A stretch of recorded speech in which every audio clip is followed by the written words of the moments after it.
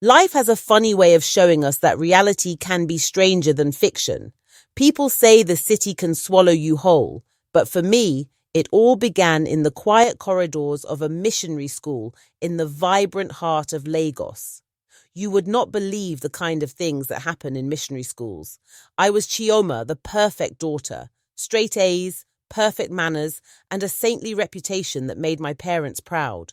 Our home was a place of strict discipline, filled with unbreakable rules passed down from my father, a pious catechist at St. Mary's Catholic Church. Words like love and passion felt as out of place as snow in the heat of our tropical climate. My mother always told me, Chioma, the world is full of temptations. Stay pure, and you'll make us proud. Her words became my guide, even though I didn't fully understand their meaning. At school, I wasn't just Chioma, I was Sister Chioma, the girl everyone saw as righteous. Some girls looked up to me, but most made fun of me behind my back. My virginity became their favorite joke. Chioma probably doesn't even know what a kiss feels like, they'd whisper and laugh. It hurt more than I let on, but I held my head high, determined not to let their words get to me. Still, a tiny voice in my head began to wonder. Was I really missing out? Was I as clueless as they said? The more I tried to push those thoughts away, the harder they were to ignore. That's when he came into the picture. Mr. Akin, the new English teacher. Mr. Akin was different. He was tall, with sharp features and a deep voice that sounded like music. He had a way of commanding the room. Even the class troublemakers sat up and listened when he spoke. Mr. Akin made literature feel alive, as if you could see and touch the stories he talked about. And me? I couldn't look away. It started off harmless. He'd smile at me during class, his hand lingering longer when handing back my essays. Great job, Chioma, he'd say, his voice carrying a hint of something I couldn't quite figure out. My heart would race, and I'd quickly bury my face in my books to hide the blush creeping up my cheeks. One afternoon, my seatmate and best friend Amara caught on. Chioma, she teased, don't tell me you've got a crush on Mr. Akin. Don't be ridiculous, I shot back, but my flushed face gave me away. Amara laughed at my shyness. Oh, this is juicy. Sister Chioma is having impure thoughts. Relax, it's normal. You should loosen up a bit. Being a saint is so overrated. Amara was my complete opposite. Bold, carefree, and unbothered by what anyone thought. Her words planted a tiny seed in my mind that I couldn't shake. The next day, while Mr. Akin was teaching Chinua Achebe, I found myself watching him more closely than usual. I started noticing the little things, the way he rolled up his sleeves to show off his strong forearms, the warmth in his laugh that felt like a gentle hug. Little by little, I began to lose my innocence. I daydream about him and how it would feel to touch those muscular arms. Don't judge me. I dare you to see Mr. Akin and not fantasize about this absolute beauty of a man. Amara told me everyone daydreams about him, so I felt less guilty. But there were moments when Mr. Akin's charm felt almost rehearsed. Once, he casually dismissed a student's question with a sharp comment, leaving the whole class uncomfortable. At the time, I brushed it off, convincing myself he was just having a bad day. Still, the concern lingered like a faint crack in the perfect picture I had painted of him. Amara, always the one to stir things up, gave me a playful nudge. If you want him to notice you, Chioma, you need to make a move. Make a move? I repeated, shocked at the suggestion. She shrugged casually. You're smarter than most girls here. Use your brain. I laughed it off at first, but her words stayed with me.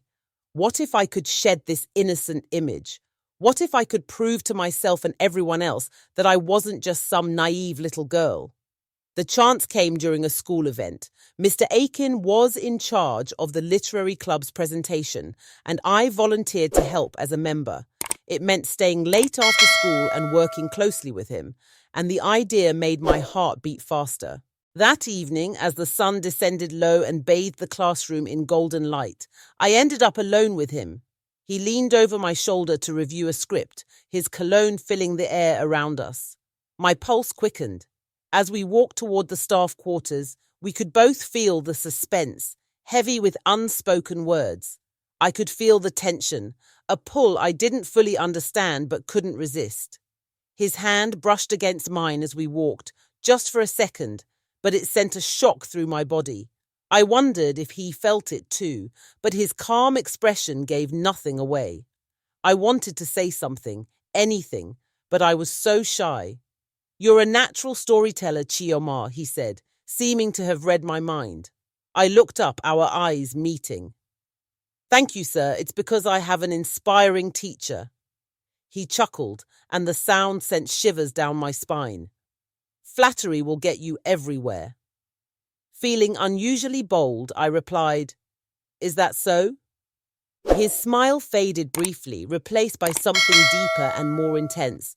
"You're a remarkable young lady, Chioma," he said, brushing my hand lightly. The touch was brief, but it lit a spark in me that I couldn't ignore. From that point on, things changed between us. It was subtle. A quick glance that lingered too long, a soft compliment whispered just for me. But it lit a spark inside me. I felt alive in a way I never had before. Still, with every secret moment we shared, the risk grew bigger. One evening, after staying late for another session, he offered to walk me to the school gate. The campus was unusually quiet, and when we reached the gate, he stopped and said, "Chioma, you're special.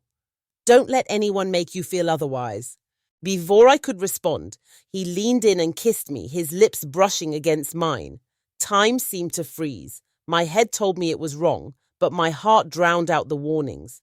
I didn't know when I muttered, "Sir, this place is too noisy. Maybe we should go to your office or teacher's quarters." Mr. Akin hesitated, but he agreed. We went to his quarters, and after entering the house, he went to get water. Feeling bold, I quickly unbuttoned my shirt to reveal some cleavage and opened my legs so that he would see my upper thighs and the color of my underwear. When Akin returned, he saw me, and although he tried to pretend, I was too hot to be ignored. I had done exactly as Amara told me, so I knew I had him. Unable to ignore me any longer, he swooped in and started removing my clothes frantically. By the time I left his room, I was no longer the naive virgin. I was exhilarated. I am now among the big girls. In fact, I was the biggest girl. Those other girls had been with chew-gum boys, but I was with the Mr. Akin. To be honest, I didn't expect the whole act to be so exciting. I was scared, but after Akin made me relax, I didn't want him to stop. After a few weeks, I went back, and soon it became a regular thing for us. It didn't take long before I fell in love with him. We began meeting in hidden corners, exchanging notes we couldn't let anyone see, and embracing the thrill of doing something forbidden. For the first time, I felt wanted, powerful, and free from the strict rules I'd grown up with. Where are all those girls who laughed at me and said I was naive and didn't know what a kiss feels like? But feeling powerful can be dangerous. The more I gave, the more I wanted. And Mr. Akin? He wasn't the perfect man I'd imagined. Beneath his charm were sides I hadn't noticed. He was controlling, full of himself, and careless in ways that hurt. Maybe I made him notice that he was wanted or something. I didn't know. What I know is that he started flirting with the senior girls, and even the new female teachers. One day I saw him laughing with another teacher, a young, beautiful woman. Jealousy burned inside me, and for the first time, I confronted him. "Do I even mean anything to you, or am I just another girl to you?" His response was cold and dismissive. "Chioma, you're overthinking this." And that was it. He made no effort to reassure me. Those words broke me. I had given up so much for him, and now it felt like I didn't matter at all. Hurt and angry, I wrote him a letter that night, threatening to expose our relationship if he didn't take me seriously. That night, as I stared at the blank page in front of me, my anger boiled over. Writing the letter felt like reclaiming control. If he didn't take me seriously, the world would know the truth.